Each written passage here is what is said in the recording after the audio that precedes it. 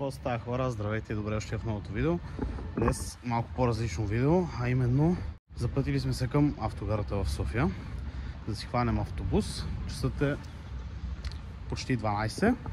Автобусът ни е в 12:30. Пътуваме за Шумен, за да видим една кола, която евентуално да вземем. Надяваме се. Да, надявам се да е хубава колата. Малко по-късно в видеото ще видите каква е тя. Реших да избера съответно нощен автобус, за да мога да спя съответно през нощта, тъй като от Шумен до София са, не знам, около 4-5 часа път с кола, ако евентуално я вземем. Тъй че да, за да мога да спя в автобус съответно, да мога да карам после съвсем спокойно. Имаме още около половин час преди автобуса, така че надявам се видеото да ви хареса. Ще я видим. Днес ще е нещо от сорта на влог. Няма го Нисана. Няма да виждате него в това видео. Отиваме да вземем една малко по-нормална, обикновена кола. Градска. Така че надявам се това видео да ви е полезно. Надявам се да ви хареса. Ако така, праскате по един лайк, коментирайте долу след като видите каква е колата. Какво мислите за тези тип коли. За какво да внимаваме при тези типове градски коли. И да, насладете се на моето пътуване. За съжаление Дидака и Десо ги няма.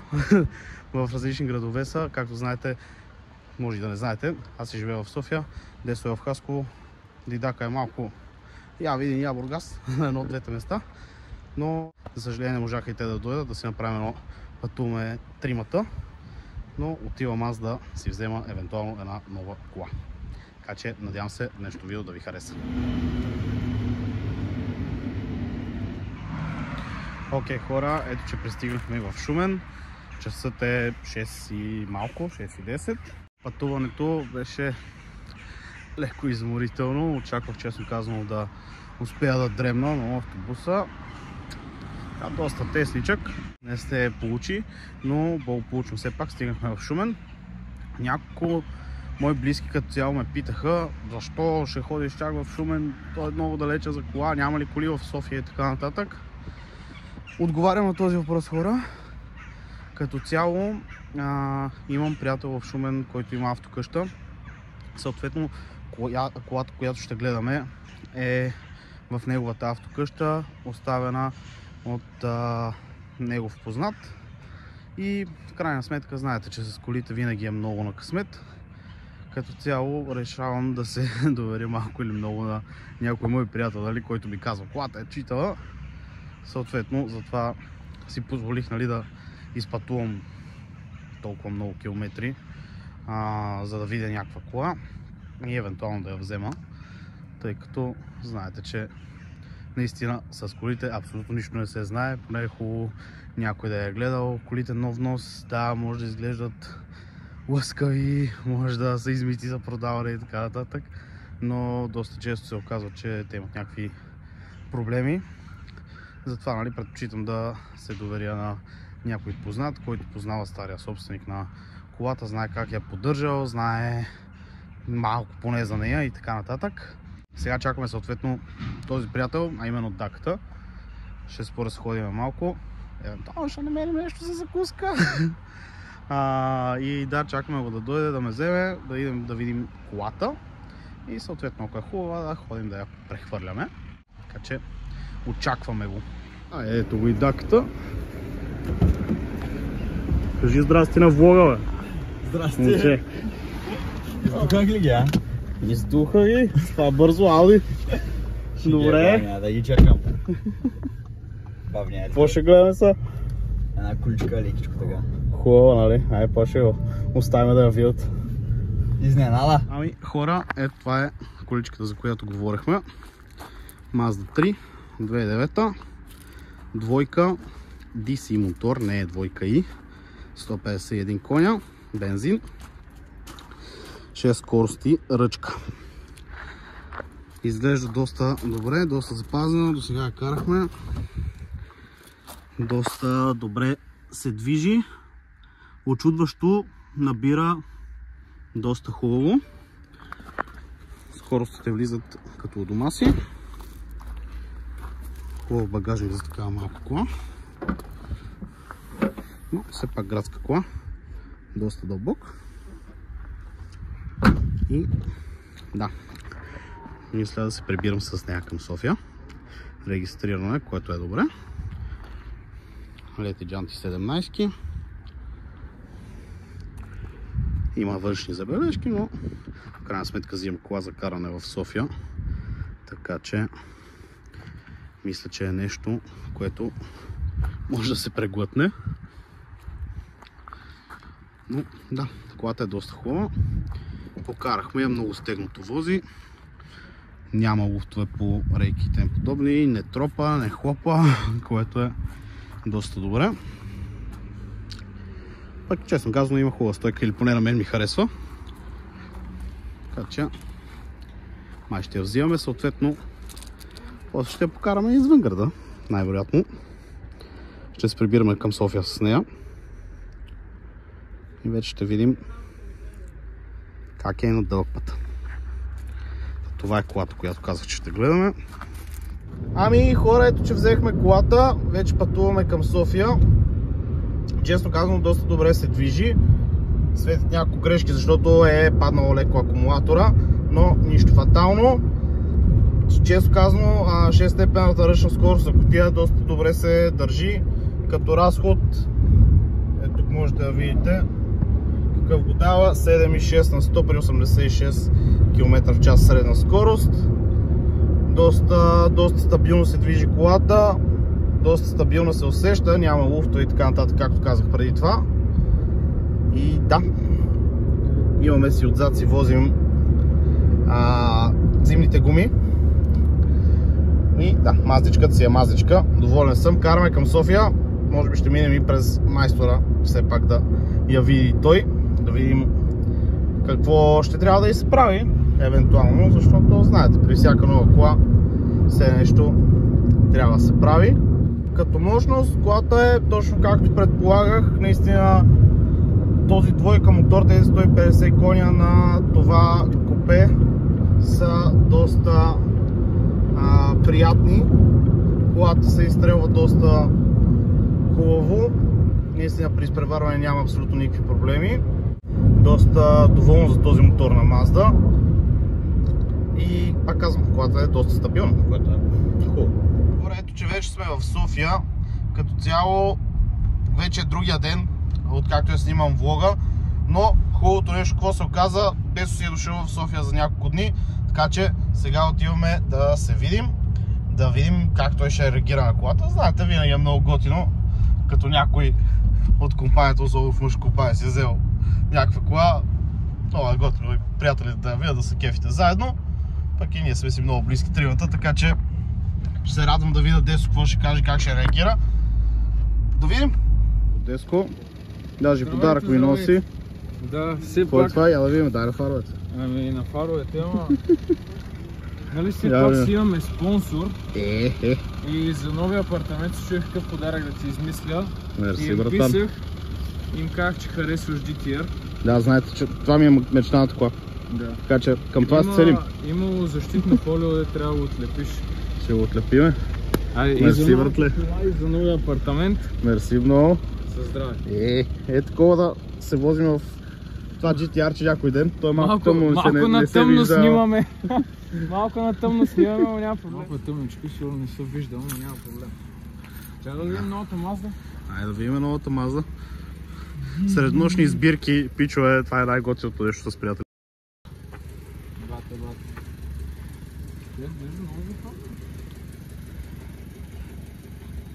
Да, наистина, определено е доста тъмно. Определено е доста тъмно. Тъмно има достатъчно, за да чуеш мотора как мърка. Това са ти дали нови гуми ли? Да, Мисля, зимни. не нови, да има зимни. Зимни, да, натоварили сме ги.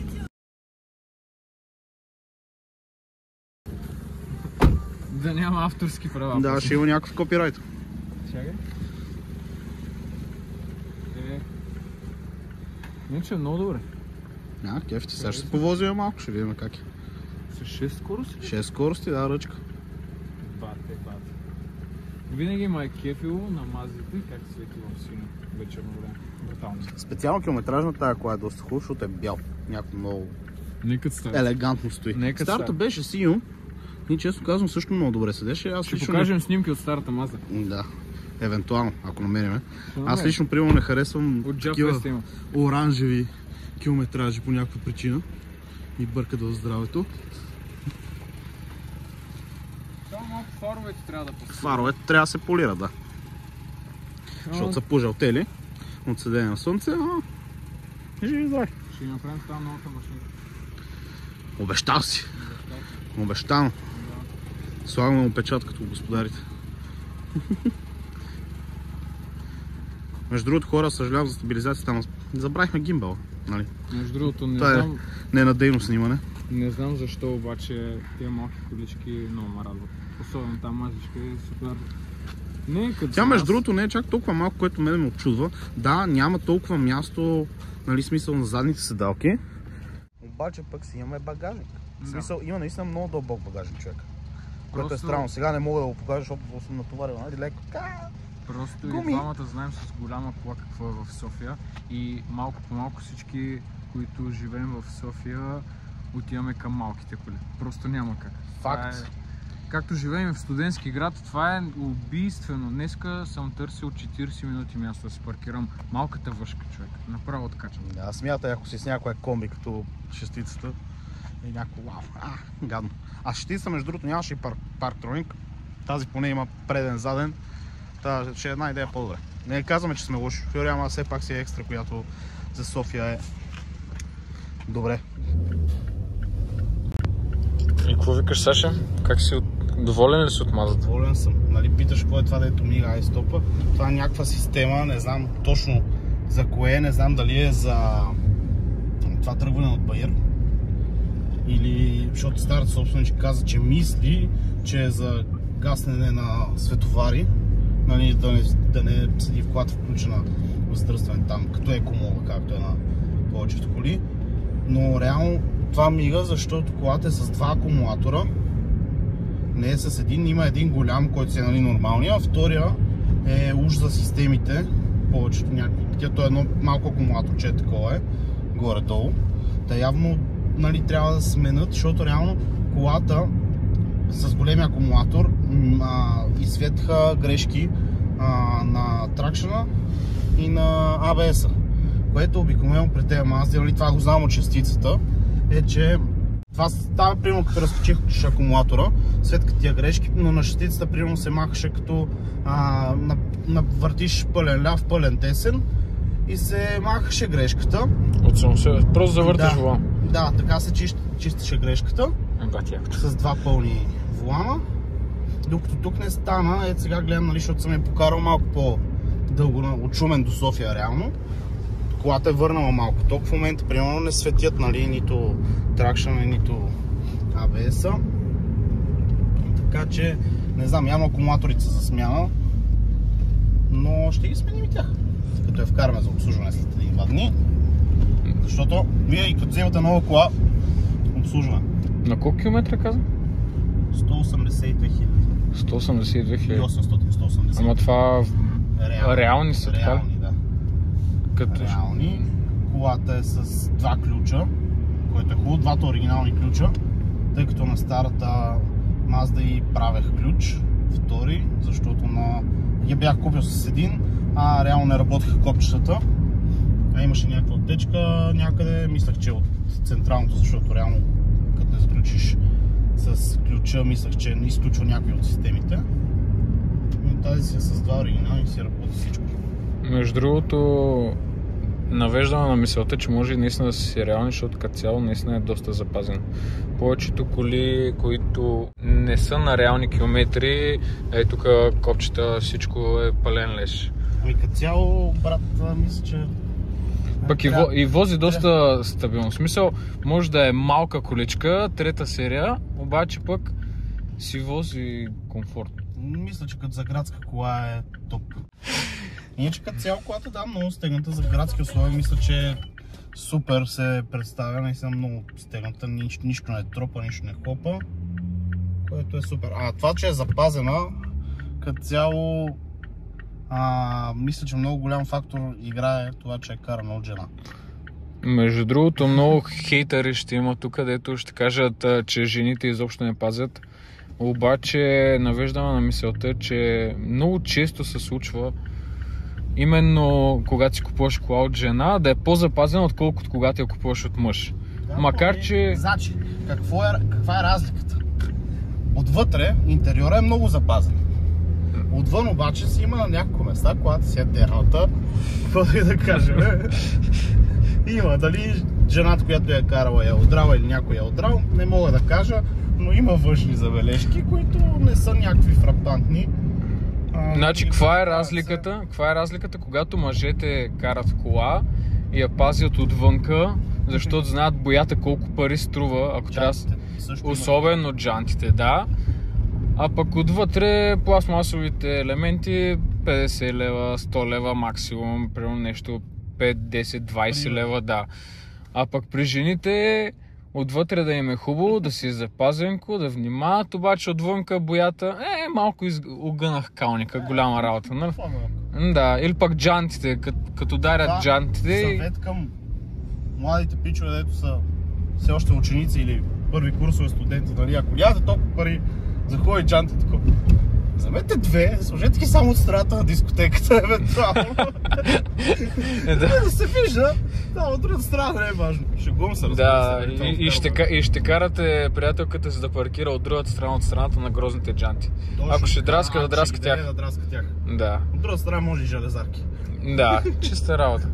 Сега няма кой да ви гледа колата отляво или пък отдясно. Не, иначе като цяло готина е. Готина е количката.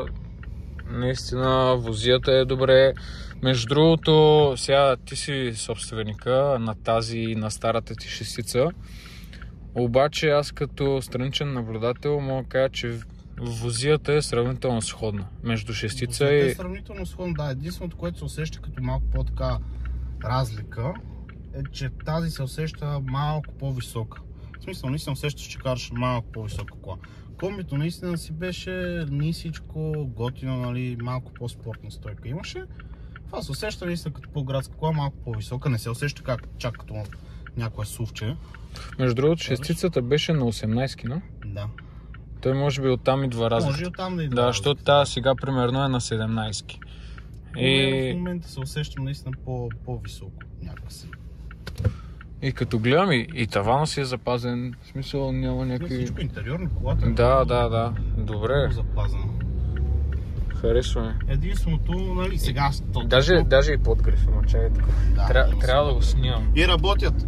Да.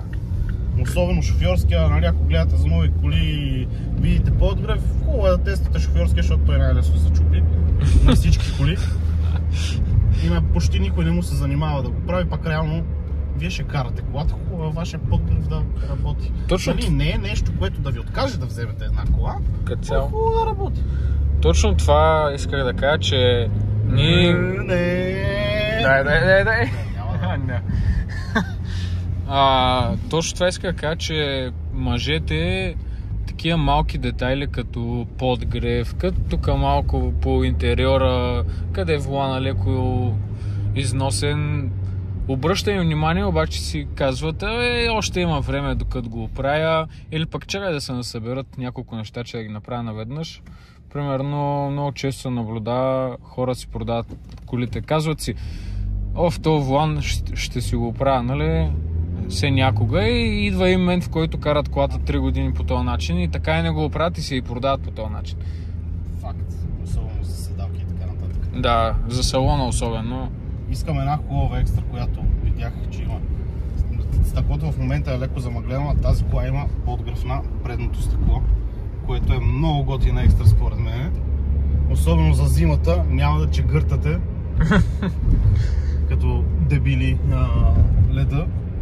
Сядате, докато загрее колата, тъкмо ще разтопи леда, пускате чистачките и приключвате целия казус. Иначе, по принцип, аз не съм много запознат с мазите. При тия мази има ли печки? В смисъл да можеш да си я настроиш сутринта в 7 часа да почне да ти стопля въздуха вътре в колата. Не знам, мисля, че не. Може да има напълно новите, но наистина и аз не съм запознат. Нали, поправете му ако греша, но съм чувал специално за BMW-тата. Знам, че голяма част от BMW-тата при петите серии много често се наблюдава. Има тая екстра, дето примерно... Тези втората генерация специално Маздата мисля, че нямат. Нямат. Да. В смисъл, може би по-новите имат, но наистина не съм запознат. Това не е екстра, която ползвам. Да го кажем. То, колега, дали няма да иска на чертата да застава? Няма хора, не сме... градска кола, Да. не сме джигити. И не е обслужена, Не пък... сме джигити. Не сме джигити, точно така. Поне не пред камера. И не върви с такава кола да се правим на джигити. Тък му го казах и завъртя го ми. Няма Още нещо. не съм свикнал на съединител. Реално се качвам от автоматична ръчка. Ето светнаха между другото пак лампите по някаква причина. Какви сте лампи? Тези, които казах, че са заради акумулатора, мисля, че са заради Едната акумулатора. е ABS-а, Но не знам. другата е трачен. Не, реално ще я закачиме на диагностика, защото не знам. Трябва да видим от какво са, какви грешки дава, но реално колата си върви. Така, приятели, това беше от нас за сега. Останете до края, ще видите още интересни моменти с Маздата. Така че и... Започваме с нормалните коли. Дидака вече продава Nissan, как? Да. Сте видяли, може би, ако не сте гледали видеото, изгледайте го. Готино е. Между другото, това си беше направо като скръбнавестно, но просто няма как. За съжаление, Изгледайте го и ще разберете защо го продаде Nissan, но няма проблем, това не е била първата ни така... Да, може да се каже, че е била първата ни така кола, по-скоро на Дидака, но няма да е последната. Сигурно. В крайна сметка видяхте Десо какво ми подари. Това са целите. Надяваме се да следите канала с удоволствие, да видите нашото journey, евентуално ако някой ден успеем да си позволим такива коли. Това е целта в крайна сметка, това са мечтите, работим за това. Работим по въпроса, живот и здраве в рамките от по-малко от една година, да не кажа даже няколко месеца, ще имаме следваща топалка, така че следвайте канала, абонирайте се. Да помогнете по един лайк. Да. Коментар. Благодарим хора за подкрепата, не забравяйте да се абонирате, коментирайте, харесва ли ви Мазда, какво мислите за тази Мазда, дали Сашто не е сбъркал с нея. Моля ви, ако някой те кара от вас така, кажете в коментарите какви са често срещаните проблеми, вие какви ядове сте имали с такива коли, с този мотор, този двойка, DC, бензин, ръчка. Така че, кажете. Просто да знаем какво да очакваме. Благодарим. До нови срещи. Чао, чао.